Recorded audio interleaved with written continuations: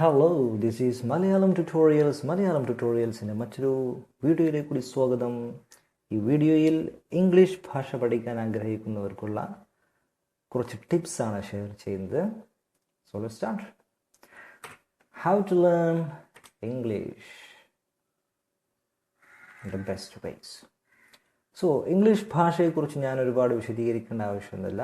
It's familiar enough.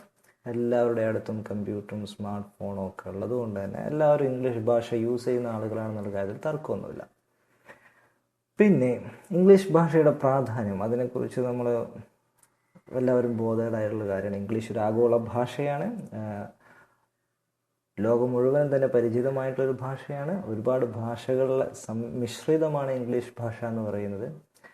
ഇപ്പോൾ ബിസിനസ്സിലായാലും നമ്മുടെ കരിയറിലായാലും നമ്മുടെ പഠന മേഖലയിലായാലും ഇംഗ്ലീഷ് ഭാഷ വളരെ പ്രധാനമാണ്. ഒരു കരിയർ ഡെവലപ്പ് ചെയ്തെടുക്കാൻ നിങ്ങളുടെ ബേസിക് ക്വാളിഫിക്കേഷനിൽ ഇംഗ്ലീഷ് ഭാഷയിലുള്ള നിങ്ങളുടെ പ്രാവീണ്യം വളരെ ഇമ്പോർട്ടൻ്റ് ആയിട്ടുള്ളൊരു കാര്യമാണ്.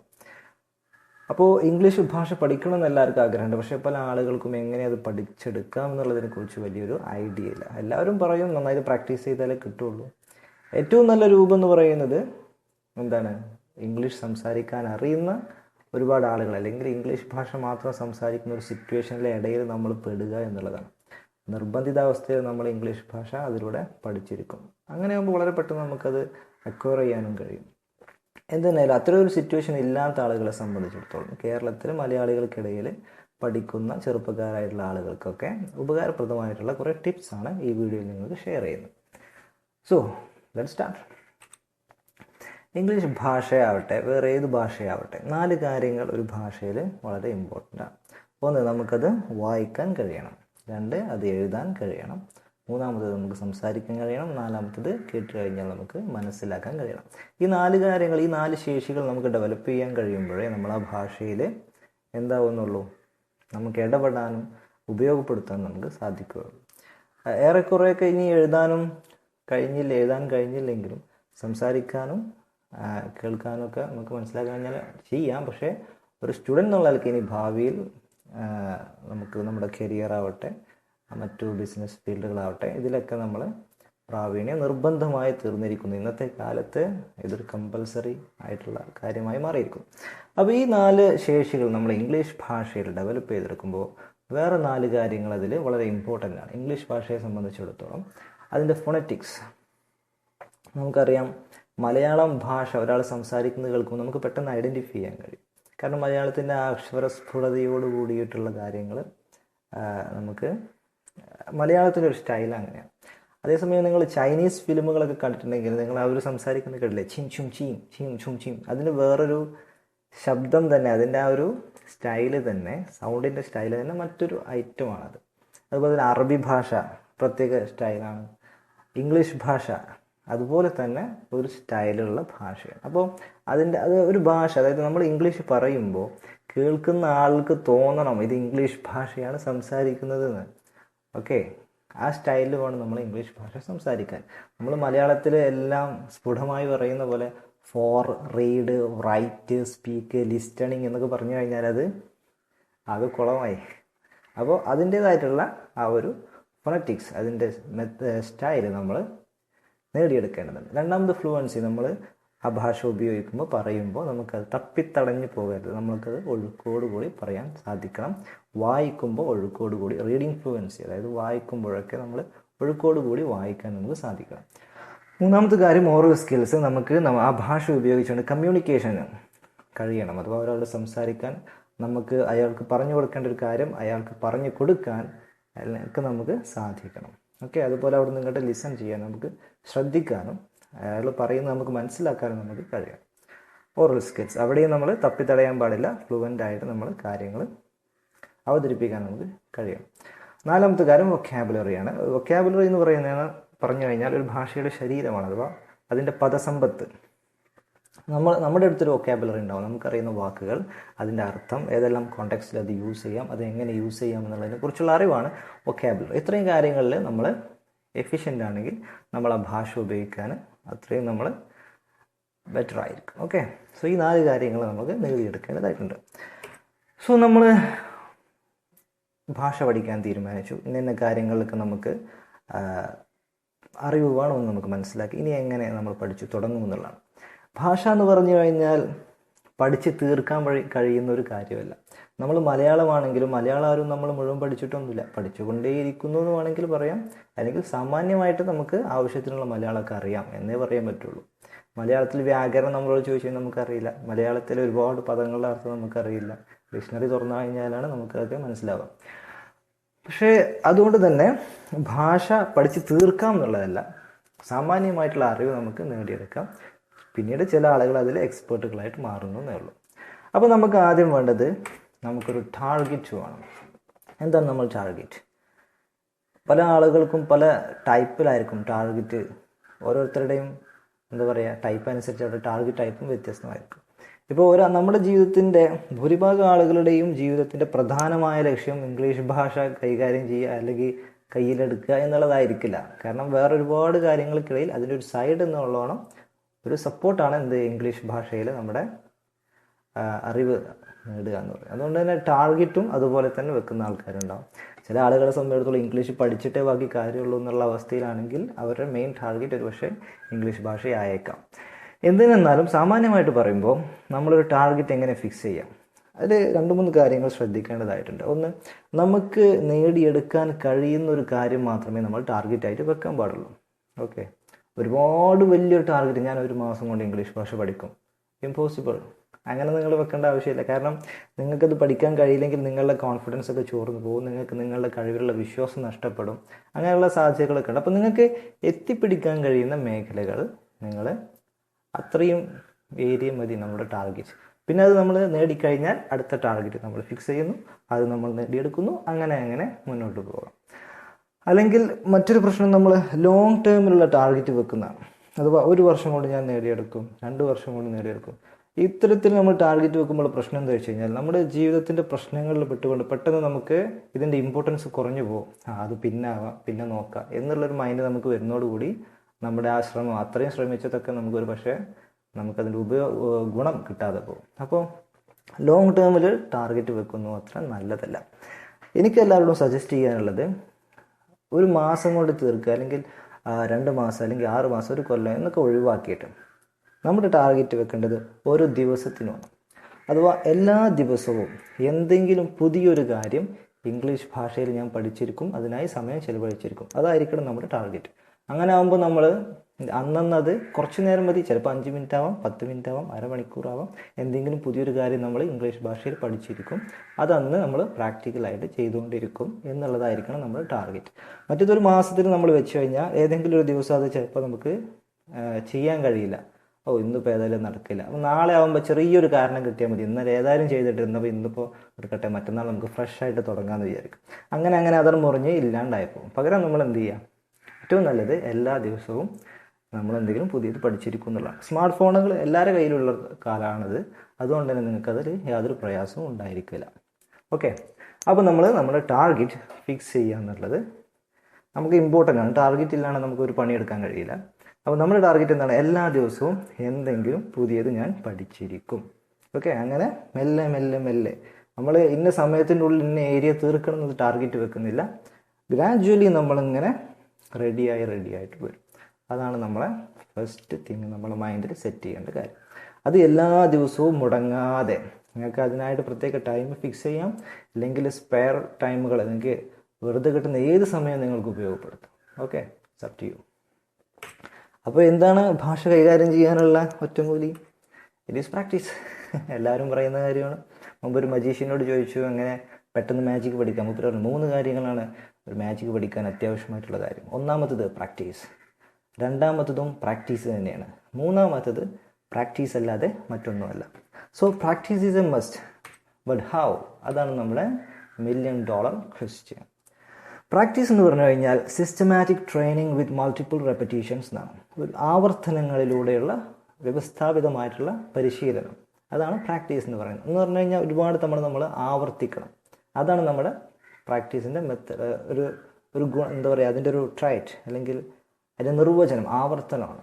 ഭാഷയിൽ പ്രത്യേകിച്ചും, കാരണം ഭാഷയിൽ നമ്മൾ കമ്മ്യൂണിക്കേഷനൊക്കെ ചെയ്യുമ്പോൾ അത് നമ്മുടെ മൈൻഡിൽ നിന്ന് ഓട്ടോമാറ്റിക്കലി ഇങ്ങോട്ട് വരണം എന്താണ് പറയേണ്ടത് എന്നുള്ളത്. നമ്മൾ അതിനെക്കുറിച്ച് ഇങ്ങനെ ആലോചിച്ച് ഗ്രാമർ വെച്ച് കണക്ട് ചെയ്ത് അങ്ങനെയല്ല നമ്മൾ സംസാരിക്കുന്നത്, ഓട്ടോമാറ്റിക്കലി വരണം. ഇപ്പോൾ അതെന്താ നിങ്ങൾക്ക് അറിയോ, ഐ ഡോണ്ട് നോ, എനിക്കറിയില്ല എന്ന് പറയാം. നമുക്ക് ആലോചിക്കേണ്ട ആവശ്യമില്ല, നമുക്ക് ഐ ഡോണ്ട് നോ എന്ന് പറയും. കാരണം നമ്മൾ അത്രയും ഇത് റിപ്പീറ്റേഷനിലൂടെ നമ്മുടെ ഉപബോധ മനസ്സ് അതിന് തയ്യാറായിട്ടുണ്ട്. അപ്പോൾ അങ്ങനെ വരണമെങ്കിൽ നമ്മൾ ഒരു കാര്യം എന്താണോ പഠിച്ചത് അത് റിപ്പീറ്റ് ചെയ്തുകൊണ്ടിരിക്കണം. അത് നിർബന്ധമാണ്. എങ്കിലാണ് അത് നമ്മുടെ ഉപബോധ മനസ്സിലേക്ക് അത് ഫീഡ് ചെയ്യുക. ആവർത്തനങ്ങളാണ് നമ്മുടെ ഉപബോധ മനസ്സ് ക്യാച്ച് ചെയ്യുക. അങ്ങനെ ആവർത്തനങ്ങൾ അതിൻ്റേതായിട്ട് അളവിൽ കിട്ടുമ്പോൾ പിന്നെ അതിൻ്റെ ഒരു കോണ്ടെക്സ്റ്റ് വരുമ്പോൾ ഓട്ടോമാറ്റിക്കലി അത് നമ്മൾ ചിന്തിക്കാതെ തന്നെ അത് പറയും എന്നുള്ളതാണ്. അപ്പോൾ പല വ്യക്തികൾക്കും ഈ ആവർത്തനം നമ്മൾ പഠിക്കുന്ന കാര്യങ്ങൾ പഠിക്കുന്ന മെത്തേഡ് ഡിഫറെൻ്റ് ആയിരിക്കും. അപ്പോൾ ഓരോ വ്യക്തികളും ഓരോ ടൈപ്പുകളാണ്. ഇപ്പോൾ ചില ആളുകൾ വിഷ്വൽ ടൈപ്പായിരിക്കും, അതായത് അവർക്ക് എന്തും കാണിച്ചു കൊടുത്താലും മനസ്സിലാവുള്ളൂ. എത്ര പറഞ്ഞു കൊടുത്തിട്ടും കാര്യമില്ല, അവർക്ക് മനസ്സിലാവില്ല. പക്ഷെ ഒന്ന് കാണിച്ചു കൊടുത്തു കഴിഞ്ഞാൽ അതെനിക്ക് മനസ്സിലായി എന്ന് അവർ പറയും. അത്രയും വിഷ്വൽ ആയിട്ടുള്ള ആളുകളായിരിക്കും. വേറെ ചില ആളുകൾ ഓഡിറ്ററി ടൈപ്പായിരിക്കും. അവർക്ക് കാണിച്ചു കൊടുക്കുന്നതിനൊന്നും എനിക്ക് വലിയ താല്പര്യമൊന്നും ഉണ്ടാവില്ല, അവർ നീറ്റ് പോകും. പക്ഷെ അവർക്ക് പറഞ്ഞു കൊടുക്കുന്നവർക്ക് ഭയങ്കര ഇഷ്ടമായിരിക്കും. എത്ര നേരം വേണമെങ്കിലും അവർ കേട്ടിരിക്കും. ഒരു പ്രസംഗം എത്ര നേരം വേണമെങ്കിലും അവർ കേട്ടിരിക്കും. പക്ഷെ എന്തെങ്കിലും ഒന്ന് കണ്ടിരിക്കുക എന്ന് പറഞ്ഞു കഴിഞ്ഞാൽ അവരെ കൊണ്ട് പറ്റൂല. അത് അങ്ങനത്തെ ഒരു ടൈപ്പാണ്. നമ്മളവരെ കുറ്റം പറഞ്ഞിട്ട് കാര്യമില്ല. അവർക്ക് ഓഡിറ്ററി ടൈപ്പായിട്ടുള്ള പ്രാക്ടീസിങ് മെത്തേഡുകളായിരിക്കും എളുപ്പമുണ്ടാവുക. വേറെ ചില ആളുകൾ കിനസ്തെറ്റിക് ടൈപ്പാണ്. അവർക്ക് പറഞ്ഞു കൊടുത്തിട്ടും കാര്യമില്ല, കാണിച്ചു കൊടുത്തിട്ടും കാര്യമില്ല. പക്ഷെ അവർക്ക് പെട്ടെന്ന് ഗ്രാബ് ചെയ്തെടുക്കാൻ കഴിയും. എങ്ങനെ? ചെയ്ത് നോക്കിക്കൊണ്ട്. പെട്ടെന്നൊരു കാര്യം ചെയ്ത് നോക്കിക്കൊണ്ടാണ് അവരൊക്കെ പഠിക്കുക, കിനസ്തെറ്റിക് ആയുള്ള ആളുകൾ. അപ്പോൾ ഓരോരുത്തർക്കും ഓരോ മെത്തേഡുകളായിരിക്കും ആപ്റ്റ് ആയിട്ടുള്ളത്. അത് അവനവൻ തന്നെ മനസ്സിലാക്കിയിട്ട് അതിന് കൂടുതൽ ഊന്നൽ കൊടുത്തിട്ടാണ് നമ്മൾ പ്രാക്ടീസ് ചെയ്യേണ്ടത് എന്നുള്ളത് അഡ്വാൻസ് ആയിട്ട് നിങ്ങൾ പറയണം. അപ്പോൾ ഇനി പറയാൻ പോകുന്ന ടിപ്സുകൾ ചിലതൊക്കെ ഞാൻ റിപ്പീറ്റ് ചെയ്യാം. കാരണം നമ്മൾ ആവർത്തിച്ചാലും മറ്റ് ചില കാര്യങ്ങൾ പറഞ്ഞതിന് ശേഷം വീണ്ടും അത് പറയുമ്പോൾ അങ്ങനെ ഒരു കാര്യം അതിലുണ്ടല്ലോ എന്ന് നമുക്ക് ഒരു ഉൾക്കാഴ്ച കിട്ടും. അതുകൊണ്ട് ഞാൻ ചിലപ്പോൾ ടൈറ്റിലുകളൊക്കെ ഒന്ന് റിപ്പീറ്റ് ചെയ്യാം. Okay, start. The first thing is listen. Listen എന്ന് പറഞ്ഞു കഴിഞ്ഞാൽ കേൾക്കുക എന്നുള്ളത് മാത്രമല്ല, ശ്രദ്ധിക്കുക എന്നുള്ളതാണ്. ആരോ പറഞ്ഞിട്ടുണ്ട്, ശരിയായി ഓർമ്മിക്കുക എന്ന് പറഞ്ഞാൽ ശരിയായി ശ്രദ്ധിക്കുക എന്നുള്ളതാണ്. അപ്പോൾ നമ്മളൊരു ഭാഷ പഠിച്ചു തുടങ്ങുമ്പോൾ ആദ്യമായിട്ട് നമ്മളത് കേട്ട് ശീലിക്കണം. ഇപ്പോൾ നിങ്ങൾ കൊച്ചു കുഞ്ഞുങ്ങളെടുക്കുക, കൊച്ചു കുഞ്ഞുങ്ങളും ഭാഷ പഠിക്കുന്നുണ്ടല്ലോ. അവരെങ്ങനെയാണ് പഠിക്കുന്നത്? ആദ്യം ഒരുപാട് കേൾക്കുകയാണ് ചെയ്യുന്നത്. ആ ലിസണിങ്ങിലൂടെ അവർ കൊച്ചു കൊച്ചു വാക്കുകൾ, കീ പോയിന്റ്സ്, കീ വേർഡ്സ് അവർ പഠിച്ചെടുക്കുന്നു. പിന്നീട് അത് വെച്ച് അത് മാത്രമേ അവർ പറയുള്ളൂ. അപ്പു, അങ്ങനെ ഭക്ഷണത്തിന് അപ്പു എന്ന് പറയും, അപ്പത്തിനൂടെ.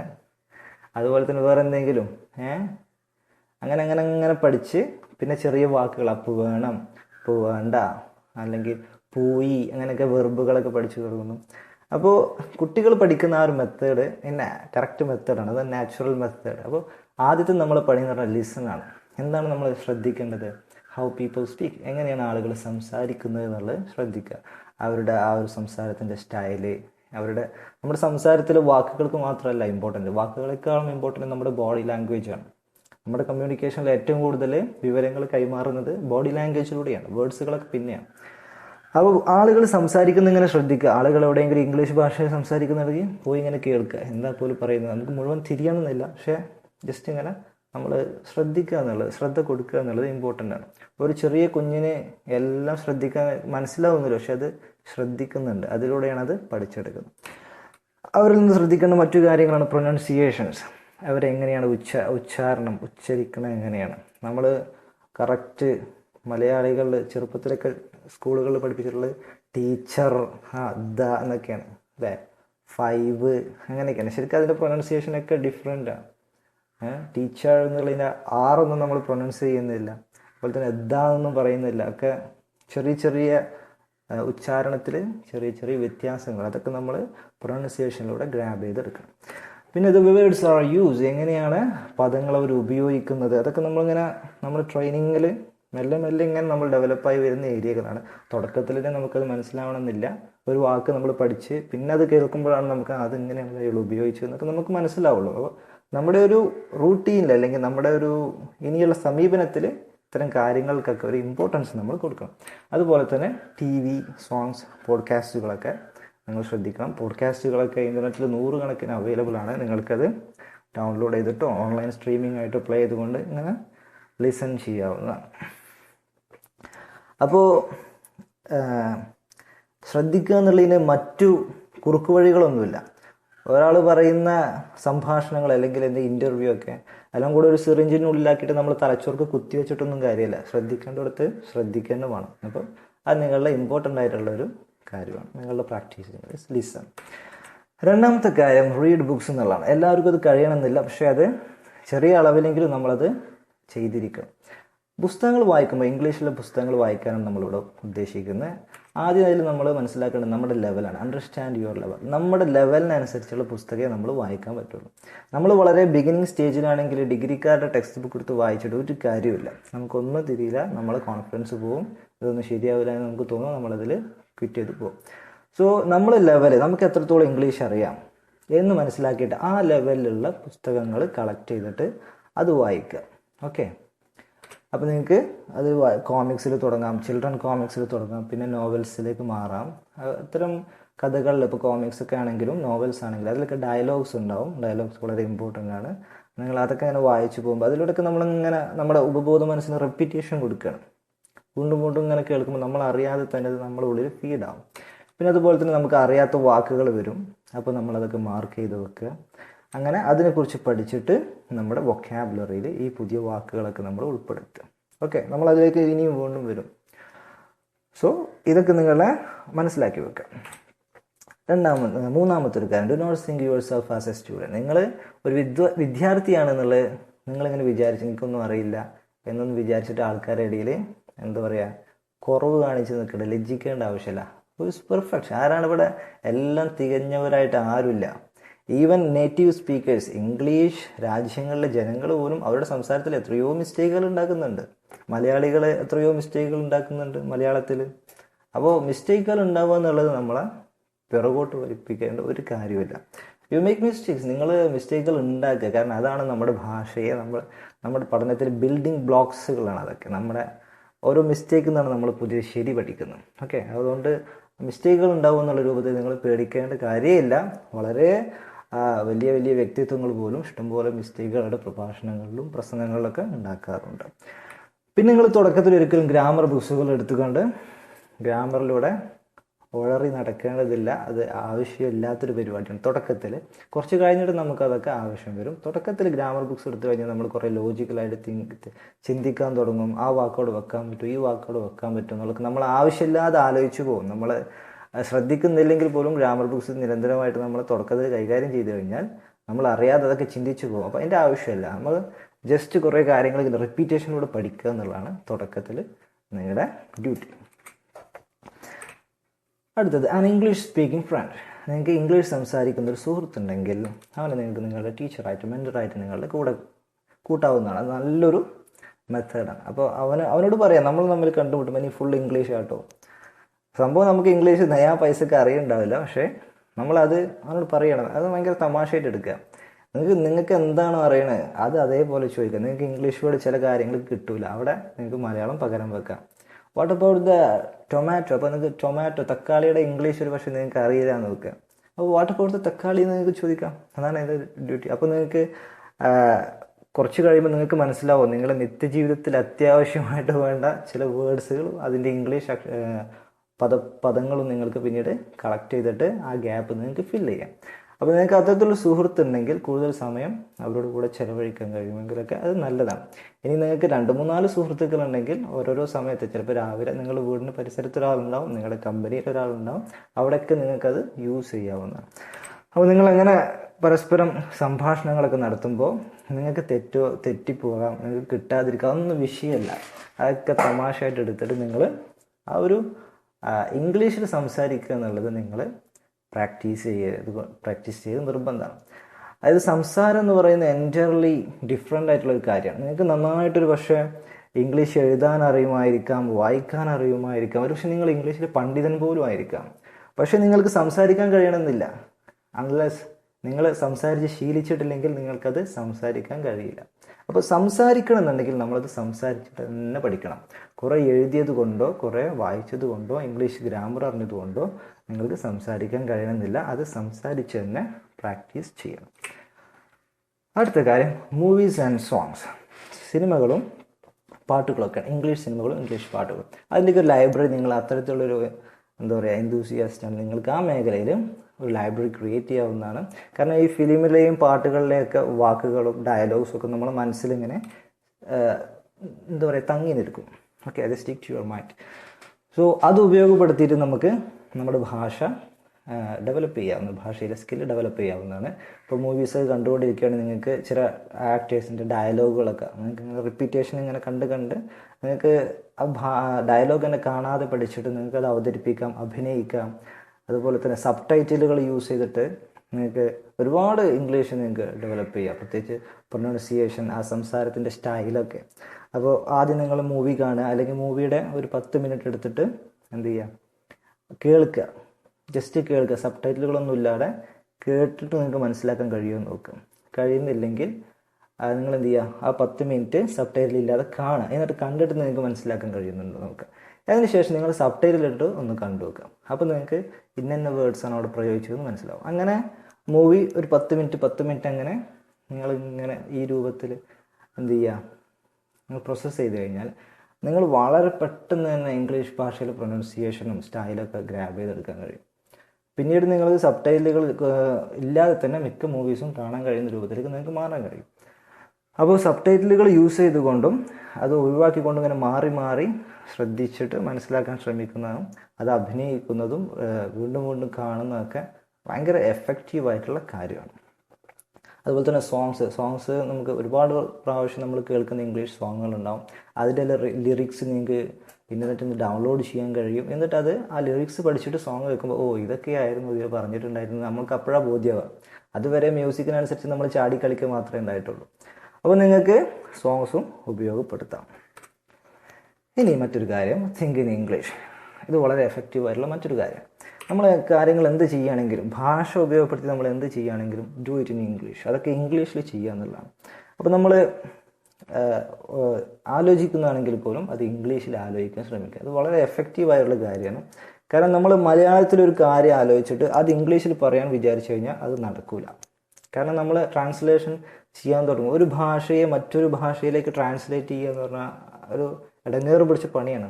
അതേപോലത്തെ ഇംഗ്ലീഷിലെ സെൻറ്റൻസ് ഉണ്ടാവില്ല. നമ്മളിപ്പോൾ എത്രാമത്തെ പ്രധാനമന്ത്രിയാണെന്നുള്ളതിന് ഇംഗ്ലീഷ് എന്താണെന്ന് ചോദിക്കുന്ന പോലെ ട്രാൻസ്ലേഷൻ നമ്മൾ ഒരുപാട് സ്റ്റോപ്പ് ചെയ്യിക്കും. നമ്മളെ ലോജിക്ക് കുറേ നേരം ഇങ്ങനെ റൺ ചെയ്യേണ്ട അവസ്ഥ വരും. അതിൻ്റെ ആവശ്യമില്ല. അപ്പോൾ നമുക്ക് എന്ത് കാര്യം നമ്മളിപ്പോൾ സെൽഫായിട്ട് ഒറ്റയ്ക്ക് ഇരുന്ന് ഇങ്ങനെ ആലോചിക്കുകയാണ്. അത് ആലോചിക്കണം എന്ത് ചെയ്യുക, പറയുക. നമ്മൾ നമ്മോടങ്ങനെ പറയാം.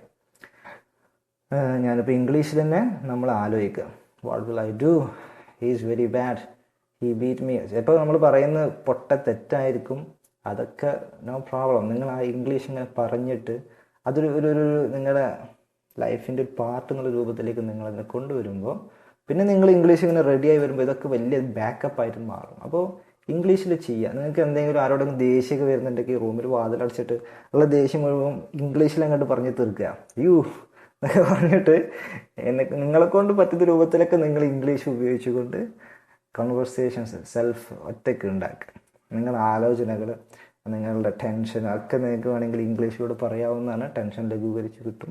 പിന്നെ അതുപോലെ തന്നെ ഇമാജിനബിൾ കോൺവെർസേഷൻസ്. ഇപ്പോൾ നിങ്ങളുടെ ഫ്രണ്ടുമായിട്ട് നിങ്ങൾ സംസാരിക്കുന്നതായിട്ട് നിങ്ങളിങ്ങനെ സങ്കല്പിക്കുന്നിട്ട് ഡയലോഗുകളൊക്കെ അങ്ങോട്ട് പറയാം. എന്നിട്ട് പിന്നെ കുറച്ച് നേരത്തിന് നിങ്ങൾ ഫ്രണ്ടാവുക, മറുപടിയൊക്കെ നിങ്ങൾ ഇംഗ്ലീഷിൽ അങ്ങോട്ട് പറയാം.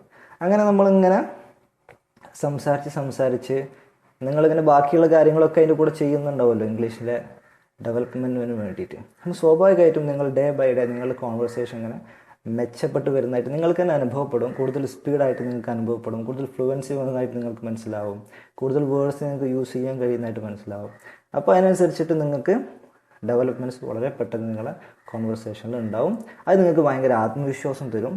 പിന്നീട് നിങ്ങൾ സംഭാഷണങ്ങളിൽ ശരിയായ രൂപത്തിൽ ഇടപെടുമ്പോൾ നിങ്ങൾക്ക് അതൊക്കെ ഭയങ്കര ബാക്കപ്പായിട്ട് ഒരു എന്താ പറയുക, കോൺഫിഡൻസ് ലെവൽ നന്നായിട്ട് കൂട്ടും. കോൺഫിഡൻഷ്യൽ എന്ന് പറഞ്ഞു കഴിഞ്ഞാൽ വേറെയാണ് അർത്ഥം. ഓക്കെ, അപ്പോൾ തിങ്ക് ഇൻ ഇംഗ്ലീഷ്. ലിസണിങ് നമ്മൾ ഫസ്റ്റ് പറഞ്ഞ കാര്യം തന്നെ. ലിസണിങ്ങിന് നിങ്ങൾക്ക് ഒരുപാട് ടൂൾസ് അവൈലബിൾ ആണ് ഇന്നത്തെ കാലത്ത്. പ്രത്യേകിച്ചും ഒന്ന് നിങ്ങൾക്ക് പറ്റുമെങ്കിൽ ഡയറക്റ്റ് കേൾക്കാവുന്നതാണ്. അത്തരത്തിലുള്ള പ്രസംഗങ്ങളോ പരിപാടികളൊക്കെ ഉണ്ടെങ്കിൽ നേരിട്ട് പോയി കേൾക്കാം. അല്ലെങ്കിൽ നിങ്ങൾക്ക് ഓഡിയോ ബുക്സ് ഉപയോഗിക്കാം. ഓഡിയോ ബുക്സ് എന്ന് പറഞ്ഞു കഴിഞ്ഞാൽ നമ്മുടെ മുമ്പിൽ ബുക്സ് ഉണ്ടാവും, ബുക്കിലെ ടെക്സ്റ്റുകളൊക്കെ അതിലുണ്ടാവും. ഇപ്പോൾ വേൾഡ് ഫേമസ് ആയിട്ടുള്ള ക്ലാസിക് നോവലുകളും കാര്യങ്ങളും പുസ്തകങ്ങളും ഇപ്പോൾ ഈസോപ്പ് കഥകളൊക്കെ ഓഡിയോ ബുക്സ് ആയിട്ട് ഇൻ്റർനെറ്റിൽ അവൈലബിൾ ആണ്. അപ്പോൾ അതിങ്ങനെ കാണുന്നതോട് കൂടെ തന്നെ ഒരാൾ അത് നമുക്ക് വായിച്ചു തരികയും ചെയ്യും. അതേ ടെക്സ്റ്റ് തന്നെ ഇങ്ങനെ വായിച്ചു തരികയും ചെയ്യും. അപ്പോൾ നിങ്ങൾക്ക് കറക്റ്റ് പ്രൊനൗൺസിയേഷൻ, വേർഡ്സ് യൂസ് ചെയ്തൊക്കെ നിങ്ങൾക്ക് അതിൽ നിന്ന് പഠിക്കാവുന്നതാണ്. ആൻഡ്രോയിഡ് ആപ്ലിക്കേഷൻസൊക്കെ നിങ്ങൾക്ക് അവൈലബിൾ ആണ്. സ്മാർട്ട് ഫോണിൽ പ്ലേ ചെയ്യാം. ഞാനൊരു ആൻഡ്രോയിഡ് ആപ്ലിക്കേഷൻ്റെ ലിങ്ക് ഈ വീഡിയോയുടെ താഴെ ഡിസ്ക്രിപ്ഷനിൽ വെക്കുന്നുണ്ട്. നിങ്ങൾക്ക് വേണമെങ്കിൽ അത് ഉപയോഗപ്പെടുത്താവുന്നതാണ്.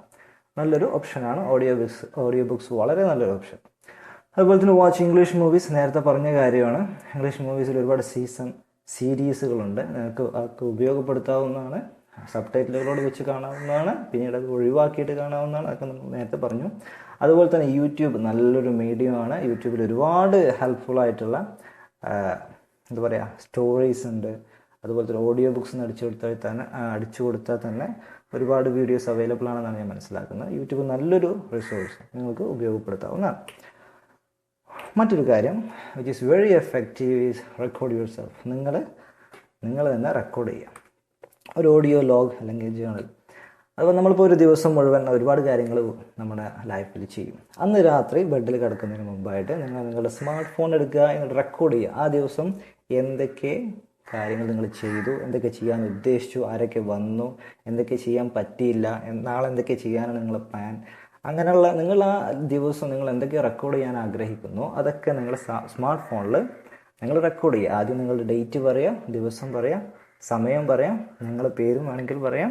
എന്നിട്ട് ഇന്ന കാര്യങ്ങൾ ഈ ദിവസം ചെയ്തൊക്കെ നിങ്ങൾക്ക് 1 by 1 ആയിട്ട് ഇങ്ങനെ പറയാവുന്നതാണ്. അപ്പോൾ ഫസ്റ്റ് ഡേ നിങ്ങൾ സ്റ്റാർട്ടിങ്ങിൽ നിങ്ങൾ വല്ലാതെ ബുദ്ധിമുട്ടും, എന്താ പറയുക, എങ്ങനെ തുടങ്ങുക എന്നുള്ളതൊക്കെ ബുദ്ധിമുട്ടും. പിന്നീട് രണ്ടാമത്തെ ദിവസം നിങ്ങൾക്ക് കുറച്ചും കൂടി കുറച്ചൊരു എളുപ്പമായി തോന്നും. മൂന്നാമത്തെ ദിവസം നിങ്ങൾക്ക് കുറച്ചും കൂടി എളുപ്പമാവും. ഒരാഴ്ചയുടെ ഉള്ളിൽ നിങ്ങൾ ഫ്ലുവൻ്റ് ആയിക്കാരം. ആ ഡേറ്റ് കൊണ്ട് പറയാം, സമയം, ഇരുന്ന കാര്യങ്ങളൊക്കെ ചെയ്തു, നാളൊക്കെ ചെയ്യണം. അതൊക്കെ നിങ്ങൾ വളരെ പെട്ടെന്ന് ഡെവലപ്പ് ചെയ്യുന്നത് ഈ ഒരു മെത്തേഡിൽ നിങ്ങൾക്ക് അനുഭവിക്കാൻ പറ്റും. ഓഡിയോ ലോഗ് ചെയ്യണം. എല്ലാ ദിവസവും ഓരോ ഓഡിയോ ലോഗ് രാത്രി കിടന്നുറങ്ങുന്നതിന് മുമ്പായിട്ട് റെക്കോർഡ് ചെയ്യുക. അപ്പോൾ നിങ്ങൾക്ക് തന്നെ ഇപ്പോൾ ഡയറിയൊക്കെ എഴുതുന്ന ശീലമുള്ള ആളുകളാണെങ്കിൽ നിങ്ങൾക്ക് ഡയറി പിന്നീട് ഒരു മാസം കഴിഞ്ഞിട്ട് എഴുതാനാണെങ്കിലും ഈ ഓഡിയോ ലോഗ്സ് എടുത്ത് ശ്രദ്ധിച്ചു കഴിഞ്ഞാൽ നിങ്ങൾക്ക് ഓരോ ദിവസവും റെക്കോർഡ് ചെയ്യാൻ കഴിയും. ഇത് നിങ്ങളുടെ കോൺഫിഡൻസ് ഗ്രാജുവലി ക്രമേണ ഇങ്ങനെ വർദ്ധിപ്പിക്കും. നിങ്ങൾ ഒരു മാസമൊക്കെ ആകുമ്പോഴേക്കും നിങ്ങൾ ഒരു ഓഡിയോ ലോഗ് നിങ്ങളെക്കുറിച്ച് പറയാനും നിങ്ങൾ ചെയ്ത കാര്യങ്ങളെക്കുറിച്ച് പറയാനൊക്കെ നിങ്ങൾ ഏബിളായി തീരും. So next one, read. നമ്മൾ നേരത്തെ പറഞ്ഞ കാര്യം തന്നെയാണ്. നിങ്ങളുടെ ലെവലുള്ള പുസ്തകം എടുക്കുക, വായിക്കുക. അത് വായന ഭയങ്കര പാഷനായിട്ടുള്ള ആളുകളെ സംബന്ധിച്ചിടത്തോളം ഇത് വളരെ എഫക്റ്റീവാണ്. പ്രത്യേകിച്ച് എഴുതുന്ന കാര്യത്തിലൊക്കെ ഭയങ്കര താല്പര്യമുള്ള ആളുകൾക്ക് അവരുടെ എഴുത്തൊക്കെ ഇമ്പ്രൂവ് ചെയ്യാൻ നല്ലൊരു മെത്തേഡാണ്. ഒരു സ്മോൾ നോട്ട്ബുക്ക് നിങ്ങളുടെ അടുത്ത് വേണം. ചെറിയൊരു പുസ്തകം, ചെറുതെന്ന് പറഞ്ഞു കഴിഞ്ഞാൽ പറ്റ ചെറുതാവണമെന്നില്ല, ഒരു നോട്ട് പുസ്തകം നിങ്ങളുടെ അടുത്ത് വേണം. കാരണം നമ്മൾ ബുക്സ് റീഡ് ചെയ്യുമ്പോൾ നിങ്ങൾക്ക് അറിയാത്ത പദങ്ങൾ വരും, ഫ്രേസുകൾ വരും, ഇഡിയംസ്, ശൈലികൾ വരും, നിങ്ങൾ വളരെ പെക്യൂലിയർ ആയിട്ടുള്ള സെൻറ്റൻസ് ടൈപ്പുകൾ വരും. ഇങ്ങനെ നിങ്ങൾക്ക് ഭാവിയിൽ ആവശ്യമുണ്ടാവും എന്ന് തോന്നുന്ന കുറേ കാര്യങ്ങൾ നിങ്ങൾ വായനയിൽ പെടും. അപ്പോൾ നമ്മളിപ്പോൾ അതിങ്ങനെ നോട്ട് ചെയ്ത് കുറേ തവണ റിപ്പീറ്റ് ചെയ്ത് പിന്നെ അടുത്ത പേജ് മറിച്ച് 2-3 ദിവസം കഴിഞ്ഞ് കഴിഞ്ഞാൽ നമ്മളിത് മറന്നു പോകും ചിലപ്പോൾ. അപ്പോൾ ഒരു പുസ്തകമൊക്കെ വായിച്ചു കഴിഞ്ഞാൽ നമ്മൾ ഒരുപാട് അങ്ങനെ കണ്ടിട്ടുണ്ടാവും, പക്ഷേ നമ്മൾ ഭൂരിഭാഗവും നമുക്ക് ഓർമ്മ ഉണ്ടാവില്ല. പിന്നെ വീണ്ടും ഈ പുസ്തകം മുഴുവൻ വായിച്ചു നോക്കിയാലും നമുക്ക് ആ കാര്യങ്ങളൊക്കെ കിട്ടുള്ളൂ. അപ്പോൾ അതിന് പകരം നമ്മൾ അങ്ങനെ എന്തെല്ലാം മാർക്ക് ചെയ്യണം തോന്നുന്നുണ്ടോ അതെല്ലാം ഈ നോട്ട് ബുക്കിൽ അടയാളപ്പെടുത്തി വെക്കുക. അതിൻ്റെ എക്സാമ്പിളുകൾ നിങ്ങൾക്ക് എഴുതാം, അതിൻ്റെ സെൻറ്റൻസുകൾ എഴുതാം. നിങ്ങൾക്ക് ഒരു ഫ്രേസ് കണ്ടിട്ട് ഇത് വളരെ നന്നായിട്ടുണ്ടല്ലോ, ഇത് വെച്ചിട്ട് വേറെയും സെൻറ്റൻസുകൾ അങ്ങനെ ഉണ്ടാക്കുന്ന സംശയം ഉണ്ടെങ്കിൽ ആ ഫ്രേസ് അടിച്ചിട്ട് സെൻറ്റൻസ് അടിച്ചു കഴിഞ്ഞാൽ നിങ്ങൾക്ക് ഗൂഗിളിൽ സമാനമായിട്ടുള്ള ഒരുപാട് സെൻറ്റൻസുകൾ കിട്ടുന്നതാണ്. അതിനൊക്കെ വെബ്സൈറ്റുകൾ അവൈലബിൾ ആണ്. അപ്പോൾ നിങ്ങൾ ആ നോട്ട് ബുക്ക് നിങ്ങളുടെ വളരെ വലിയ സഹായിയായിരിക്കും. കാരണം ഒരു മാസം നിങ്ങൾ വായിച്ച് റെക്കോർഡ് ചെയ്ത് കംപ്ലീറ്റ് അതിലുണ്ടാവും. അതൊന്ന് റിക്കവർ ചെയ്യാൻ ആ പുസ്തകം മുഴുവൻ വീണ്ടും വായിക്കേണ്ട ആവശ്യമില്ല. ജസ്റ്റ് നോട്ട് ബുക്ക് വീണ്ടും മറിച്ച് നോക്കുക, നിങ്ങൾക്ക് വളരെ പെട്ടെന്ന് തന്നെ ഗ്രാബ് ചെയ്യാൻ കഴിയും. അങ്ങനെ ഇടയ്ക്ക് നിങ്ങളിങ്ങനെ എടുത്തു നോക്കിക്കഴിഞ്ഞാൽ തന്നെ ആ കാര്യങ്ങളിലൊക്കെ നിങ്ങൾ അറിവുള്ളവരായിത്തീരുന്നു. ഭയങ്കര എഫക്റ്റീവായിട്ടുള്ളൊരു മെത്തേഡാണ് ഈ നോട്ട് ബുക്ക് മെത്തേഡ് എന്ന് പറയും. പിന്നെ ടേക്ക് ഇറ്റ് സ്ലോ. നിങ്ങൾ പുസ്തകങ്ങൾ വായിക്കുമ്പോൾ എങ്ങനെയെങ്കിലും ഈ പുസ്തകം അടിച്ച് വായിച്ച് തീർക്കണം എന്ന് നിങ്ങൾ വിചാരിക്കരുത്. Don't try rushing through the books. Okay, അതുപോലെ തന്നെ ഒരു കാര്യം നിങ്ങൾ വായിച്ചിട്ട് മനസ്സിലാവുന്നില്ല, അത് കുറച്ചിങ്ങനെ വായിക്കുന്നുണ്ട് പക്ഷെ മനസ്സിലാവുന്നില്ലെങ്കിൽ നിങ്ങൾ പിന്നെ കണ്ടിന്യൂ ചെയ്യരുത്. മനസ്സിലാക്കിയിട്ട് വേണം അത് കണ്ടിന്യൂ ചെയ്യാൻ. നമ്മൾ പുസ്തകം വായിക്കുമ്പോൾ അത് ഇംഗ്ലീഷ് ഭാഷ ഡെവലപ്പ് ചെയ്യാൻ വേണ്ടിയിട്ടാണ് വായിക്കുന്നത് എന്നുള്ള ഉദ്ദേശത്തോടെയാണ് വായിക്കുന്നത്. ആ പുസ്തകം വായിക്കണം എന്നുള്ള ഉദ്ദേശത്തോടെ ആവരുത്. അതുപോലെ തന്നെ നേരത്തെ പറഞ്ഞ പോലെ തന്നെ മൂവി കാണുമ്പോഴും മൂവിയുടെ രസത്തിൽ അങ്ങോട്ട് അലിഞ്ഞിരുന്നിട്ട് പിന്നെ ഇതിനെക്കുറിച്ചൊന്നും ഒരു ഓർമ്മയില്ലാത്ത രൂപത്തിൽ ആയി പോകരുത്. പകരം ആ ഭാഷയിൽ കോൺസെൻട്രേറ്റ് ചെയ്തുകൊണ്ടാണ് നിങ്ങൾ എടുക്കേണ്ടത്. അപ്പോൾ ടേക്ക് ഇറ്റ് സ്ലോ. അതുപോലെ തന്നെ നല്ലൊരു എക്സസൈസാണ് റീഡ് ഗുഡ് എക്സസൈസ്. അത് വായിച്ചൊരു പുസ്തകം വീണ്ടും വായിക്കുക. അതെന്തുകൊണ്ട് നമ്മൾ അങ്ങനെ പറയാൻ കാരണം എന്ന് വെച്ചാൽ, ഒന്നാമത്തെ വായനയിൽ നമ്മൾ ഇംഗ്ലീഷിലാണല്ലോ വായിക്കുന്നത്. ഒന്നാമത്തെ വായനയിൽ പലതും നമ്മൾ മിസ് ചെയ്തിട്ടുണ്ടാകും. രണ്ടാമത്തെ വായനയിലൂടെ നിങ്ങൾക്ക് ആ മിസ് ചെയ്ത ഇൻഫർമേഷൻസും കൂടി നിങ്ങൾക്ക് അതിൽ പിക്ക് ചെയ്യാൻ കഴിയും. മാത്രമല്ല രണ്ടാമത്തെ വായനയിലാണ് കാര്യങ്ങളൊക്കെ കുറച്ചുകൂടി ക്ലിയർ ആവുക. നമുക്ക് മനസ്സിലാവാത്ത കാര്യങ്ങളൊക്കെ ക്ലിയർ ആവുന്നത് രണ്ടാമത്തെ വായനയിലാണ്. It's a good exercise. നിങ്ങളൊരു പുസ്തകമോ അല്ലെങ്കിൽ ഒരു എസ്സേയോ ഒക്കെ വായിച്ചു കഴിഞ്ഞിട്ട് അത് വീണ്ടും ഒന്നും കൂടി വായിച്ചു നോക്കുമ്പോൾ നിങ്ങൾക്കത് മനസ്സിലാവും. ഓക്കെ. Then unfamiliar words. നിങ്ങൾ വായനയിലോ പ്രസംഗത്തിലോ സബ് ടൈറ്റിലുകളിലോ അല്ലെങ്കിൽ വേറെ ഏതെങ്കിലും സന്ദർഭത്തിൽ നിങ്ങൾക്ക് പരിചിതമല്ലാത്ത വാക്കുകൾ കിട്ടിയിട്ടുണ്ടെങ്കിൽ അത് നിങ്ങൾ അടയാളപ്പെടുത്താൻ ഞാൻ നേരത്തെ പറഞ്ഞു. അങ്ങനെ നിങ്ങൾക്ക് ഇന്നൊരു ദിവസം ഒരു വാക്ക് കിട്ടി, അല്ലെങ്കിൽ അതിൻ്റെ യൂസേജ് നിങ്ങൾക്ക് കിട്ടി, ഒരു പുതിയ കാര്യം നിങ്ങൾ പഠിച്ചു. അങ്ങനെയാണെങ്കിൽ ആ കാര്യം ആ ദിവസം, നമ്മൾ ഓരോ ദിവസവും ഒരു പുതിയ കാര്യം എന്ന് പറഞ്ഞു, ആ കാര്യം ആ ദിവസം നിങ്ങളങ്ങനെ റിപ്പീറ്റ് ചെയ്യണം. വെറുതെ ഓരോ സെൻറ്റൻസുകൾ ഉണ്ടാക്കിയിട്ട് പറഞ്ഞുകൊണ്ടോ എഴുതിക്കൊണ്ടോ നിങ്ങളതിങ്ങനെ റിപ്പീറ്റ് ചെയ്തുകൊണ്ടിരിക്കണം. ഇനിയിപ്പോൾ ചിലപ്പോൾ എട്ടും മുട്ടും തിരിയാത്ത 5-6 മാസം പ്രായമുള്ള ചെറിയ കുഞ്ഞുങ്ങളൊക്കെ ഉണ്ടാവും നിങ്ങളെ കയ്യിലൊന്ന് നോക്കിക്കടാ എന്ന് പറഞ്ഞിട്ട് ചിലപ്പോൾ ആരെയും തന്നു പോകും. പുള്ളിക്കാരനെ കയ്യിലെടുത്തുകൊണ്ട് ഫുള്ള് ഇംഗ്ലീഷ് അങ്ങനെ കാച്ചുക. വേണ്ടാത്തവരൊന്നും പറയണ്ട. മറിച്ചിട്ട് ഈ സെൻറ്റൻസ് അല്ലെങ്കിൽ പഠിച്ച പുതിയ കാര്യങ്ങൾ റിപ്പീറ്റ് ചെയ്യുക. നിങ്ങൾക്ക് ഭയങ്കരമായിട്ടത് സഹായകമായി തീരും. അതുപോലെ തന്നെ ഇത്തരത്തിലുള്ള ഫെമിലിയർ വേർഡ്സുകൾ, അൺഫെമിലിയർ വേർഡ്സ്, നിങ്ങൾക്ക് പരിചയമല്ലാത്ത വാക്കുകൾ വരുമ്പോൾ അതിൻ്റെ മീനിങ് നമ്മൾ മലയാളത്തിൽ പഠിക്കും. അതിൻ്റെ കൂടെ തന്നെ അതിൻ്റെ മീനിങ് എങ്ങനെ ഇംഗ്ലീഷിൽ പറയാം, അല്ലെങ്കിൽ അതിൻ്റെ മീനിങ് ഇംഗ്ലീഷിലും കൂടി പഠിക്കുക. അത് സിമ്പിൾ ഇംഗ്ലീഷ് ആയിരിക്കും. ഓരോ വാക്കിൻ്റെയും മീനിങ് നമ്മൾ പഠിക്കുമ്പോൾ അത് സിമ്പിൾ ഇംഗ്ലീഷ് ആയിരിക്കും. അപ്പോൾ ഒരാൾ ചോദിക്കുകയാണ് ഇന്ന വേർഡ്സിൻ്റെ അർത്ഥം എന്താണെന്ന് നമ്മൾ ചോദിക്കുമ്പോൾ ആ വേർഡിൻ്റെ അർത്ഥം നമ്മൾ ഇംഗ്ലീഷിൽ അയാൾക്ക് പറഞ്ഞു കൊടുക്കുന്നത് എങ്ങനെയായിരിക്കും, അതുപോലെ മീനിങ്സ് പഠിക്കുക. അപ്പോൾ നിങ്ങൾക്ക് ഡിക്ഷണറിയിൽ ഇംഗ്ലീഷ് മീനിങ് അവൈലബിൾ ആണ്. ഇനി അതിനേക്കാളും ലളിതമായിട്ട് വേണമെങ്കിൽ നിങ്ങൾക്ക് ഗൂഗിളിൽ സെർച്ച് ചെയ്ത് കഴിഞ്ഞാൽ ഇഷ്ടംപോലെ ഫോറങ്ങളിൽ പല രൂപത്തിൽ മീനിങ്സ് ലളിതമായിട്ടൊക്കെ എക്സാമ്പിളിലൂടെയൊക്കെ ഇഷ്ടംപോലെ വിവരിക്കുന്ന സൈറ്റുകളുണ്ട്. അതും നിങ്ങൾക്ക് ഉപയോഗപ്പെടുത്താവുന്നതാണ്. നല്ലൊരു മെത്തേഡാണ് ലേൺ മീനിങ് ഇംഗ്ലീഷ് എന്ന് പറയുന്നത്. നേരത്തെ പറഞ്ഞ പോലെ ഇതൊക്കെ നിങ്ങൾ നോട്ട്ബുക്കിൽ റെക്കോർഡ് ചെയ്യാൻ നിങ്ങൾ മറക്കരുത്. കാരണം അത് കുറച്ച് കഴിഞ്ഞാൽ 2-3 ദിവസം കഴിഞ്ഞാൽ നമ്മൾ റെപ്പിറ്റേഷൻ നിർത്തും, പിന്നെ നമ്മൾ മറന്നു പോകും. അപ്പോൾ നോട്ട്ബുക്ക് ജസ്റ്റ് ഒന്ന് റിവൈൻഡ് ചെയ്യുമ്പോൾ നമുക്കതെല്ലാം നഷ്ടപ്പെടാതെ കാത്തു സൂക്ഷിക്കാം. So next one, read allowed. ഉറക്കെ വായിക്കുക എന്നുള്ളത്. ഉറക്കെ വായിക്കുക, എന്തെങ്കിലും വായിക്കുകയാണെങ്കിൽ ഉറക്കനെ വായിക്കുക. അപ്പോൾ അത് നമ്മുടെ പ്രൊനൗൺസിയേഷൻ മെച്ചപ്പെടുത്താൻ നമ്മളെ സഹായിക്കും. അതിൽ നമ്മൾ കൂടുതൽ ശ്രദ്ധിക്കുകയും വേണം. പിന്നെ ഉറക്കെ വായിക്കുന്നത് നമ്മുടെ ഫ്ലുവൻസി, നമ്മുടെ ഒഴുക്കിനെ നന്നായിട്ട് ഡെവലപ്പ് ചെയ്യാൻ സഹായിക്കും. And the last one is summarise. നമ്മൾ ഏതെങ്കിലും ഒരു പുസ്തകം വായിച്ചു, അല്ലെങ്കിൽ ഒരു പ്രസംഗം കേട്ടു, അല്ലെങ്കിൽ മറ്റെന്തെങ്കിലും പോഡ്കാസ്റ്റോ ഇൻ്റർവ്യൂ ഒക്കെ കേട്ടു, അത് നമുക്ക് ആകെ മൊത്തം മനസ്സിലായ കുറച്ച് കാര്യങ്ങളുണ്ടാകും. അത് 4, 5, 10, 15 നിങ്ങൾക്ക് അതിലേറെ കഴിയുമെങ്കിൽ അത്രയും സെൻറ്റൻസുകളിൽ എഴുതുകയോ പറയുകയോ ചെയ്യുക എന്നുള്ളതാണ്. ഓക്കെ, നമ്മൾ കേട്ട കാര്യം തന്നെ സമ്മറൈസ് ചെയ്യുക, ചുരുക്കി എഴുതുക അല്ലെങ്കിൽ ചുരുക്കി പറയുക. അത് നിങ്ങൾക്ക് പറയുകയാണെങ്കിൽ നിങ്ങൾക്ക് നിങ്ങളുടെ സുഹൃത്തുക്കളുടെ മുമ്പിലോ അല്ലെങ്കിൽ കണ്ണാടിയുടെ മുമ്പിൽ നിങ്ങളോട് തന്നെയോ നിങ്ങൾക്ക് പറയാം. വളരെയധികം തമാശയായിട്ട്, സീരിയസ് ആയിട്ട് ഈ കാര്യത്തിൽ നിങ്ങൾ ഫേസ് ചെയ്യരുത്, മറിച്ച് തമാശയായിട്ട് ഭയങ്കര സ്പിരിറ്റോട് കൂടി നിങ്ങളത് ചെയ്യാം. And next one more, it is group study.